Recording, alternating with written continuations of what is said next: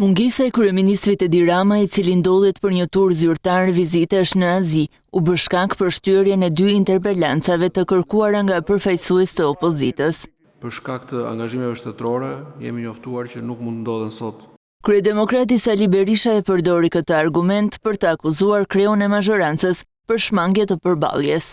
Kemi shumë të qartë që në këtë parlament asnjëri të qëndrojë mbi kushtetutën.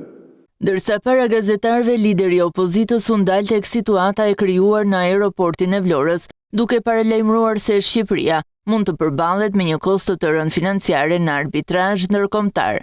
Në një gjobë jo më pak se gjysmë miliardi euro. Debate të forta u shënuan për projektin Porta e Alpeve, që parashikon rreth 100 milion euro investime në qarkun e Shkodrës. Çfarë garancie ka kuvendi sot që Porta e Alpeve nuk do të mbetet një projekt tjetër propagandistik? Një paket investimi 100 milion euro për qarkun e Shkodrës dhe ti duhet të jesh krenare.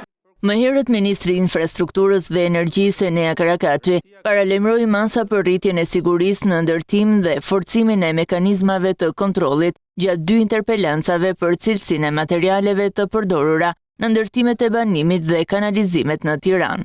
Legjislacioni aktual patjetër është i hershëm dhe ka dalë nevoja e tij për përditësim dhe një nga elementet bazë edhe për përditësim në kuadër të integrimit në Bashkimin Evropian. Mungesa e ministrit të Brendshëm po ashtu u bë shkak për shtyrjen e një interpelance, ndërsa ministri i Shëndetësisë u përball me ligjvënësit opozitar për sistemin shëndetësor.